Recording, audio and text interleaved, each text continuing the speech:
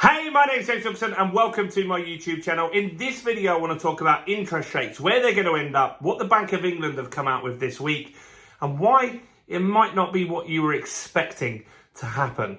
So before we jump into this, as always, if you haven't done it already, do subscribe to the channel and hit the bell notification. We're on the way to 10,000 subscribers now, which is crazy. And we need those likes buttons. So tickle that like button over there, or smash it, or do something with the like button over there. But hit it in some sort of way that really helps us with the YouTube algorithm. And it's working because we had 200,000 views this month. We hit 1 million views in total this month. And we went from 8,000 subscribers to 9,000 subscribers in record time. So make sure you do both those two things. So Hugh Pill is one of the people on the board at the Bank of England. And he annoyed a lot of people because a few months ago, he said that the UK public just has to deal with being a little bit poorer.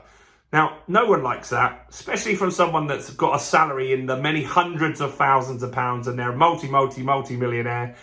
It's not quite the right tone of language that we should be hearing from the Bank of England. They should be more supportive and really empathetic to what people are going through. So interest rates have been on the rise. Fortunately, we've had one pause and we had 14 consecutive back-to-back interest rate rises prior to that. We were at 0.1% and we went all the way up to 1% to 5.25%. Now, that's where we've paused for now. And it was looking like that could have been the peak of interest rate rises that we might have. Then we've hit a stumbling block, as we always do. And what's happened is inflation has got stuck at 6.7%. And that is now the concern for the Bank of England. So they're looking at that. They were hoping that it was going to drop. We know it's going to drop next month because the energy price cap comes into effect or disappears. So energy is going to get cheaper for everybody, which is good. So we know that's happening, right? And so we know inflation is going to drop, but it's still high. However much it drops, it's still going to be pretty high next month. And that is a worry. If you look at worldwide inflation, excluding countries like Argentina, and Zimbabwe, but most Western countries, they still have inflation. They're still talking about it, but it's nowhere near as high as 6.7%. We're doing pretty bad in that, guys. And so what the bank need to be doing, and they want to be shown to be doing, is stamping out this inflation. Now, if you look at the markets, analysts still predict that we will hold again in early November. That's what we're hoping for. But what Hugh Pill has been saying in many speeches that he's been doing is because of this month's inflation data, you now must expect interest rates to be much higher for much longer than they were hoping for. And that is a signal that we're not going to have a rate cut, definitely not this year, and maybe not early next year. Maybe it's going to be pushed back towards the end of next year. So we have the rates at a restrictive level. That's what they call it, a restrictive level, which means it's going to force the economy downwards. It's going to force spending downwards.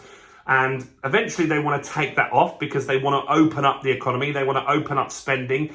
And that will need to happen if we go into a recession. But for now, we're getting restricted that little bit longer. So as a homeowner or someone that has interest on products at the moment, what can you expect? Well, things like credit cards, they just jack the rate up straight away. They're not really competitive in this instance. However, we're still seeing every single week new mortgage companies fighting over our business. And this is really good. I did a video this week, which I definitely recommend you check out, about the Skipton Building Society. And they have a deal at the moment, which is 3.35% interest rate. There's a catch to it, which you can see in the video, but I don't think the catch is quite as bad as some people made out.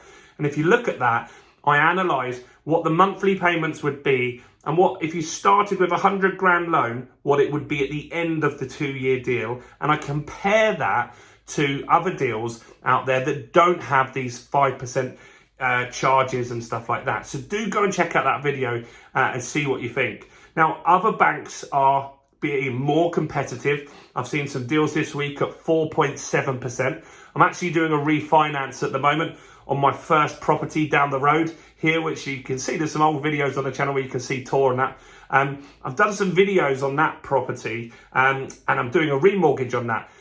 And what happened is halfway through the process now, they've actually dropped the rate. So the rate I was not happy with, but I would have accepted, it's actually slightly better by about 0.5%, which is interesting. And so because I haven't completed on that, we've redone the deal and we're going at a better rate now. So look around for deals that are out there. I feel that you will, by early next year, start getting some rates from lenders at 4.5%. But I also think that you'll also get some deals where you'll get low rates. So, for example, like the Skipton deal where it's 3.35%, I think that you'll get more deals like that with some higher fees. Now, they're not good for everybody. They're not good for everybody. But for some people, where it's such a shock, this high rate, maybe they've gone from a 1% deal and they were potentially going up to a 5 or a 6% deal. If they can go on a 3% deal and maybe add on some extra borrowing just to keep their monthly payment down temporarily for 2 years while the economy recovers, while they figure things out, I think for some people that could be the right deal. That, I feel, will also put more people in the houses. It will stop some repossessions for some people. That, in turn, will stop some sales that need to be done at lower rates. So it might keep house prices a little higher than we may have thought. What also is happening in the next week or so is I feel that the Conservatives are going to start getting more aggressive with their election campaign. Labour have come out and said potentially they're going to abolish leaseholds. I did a video on that this week, which has got 40,000 views. So do check out that one as well if you haven't seen that already.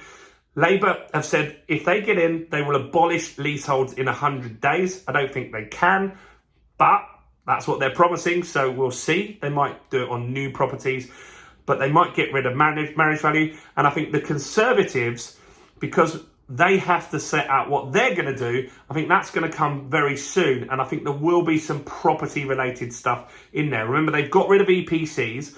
I think they're going to do other things that they can do to stop house prices crashing maybe as much as they could.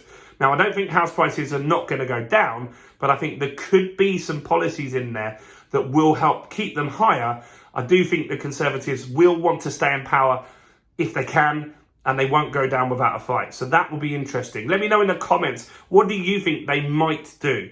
Some people have said maybe bring back the stamp duty holiday, a help to buy scheme.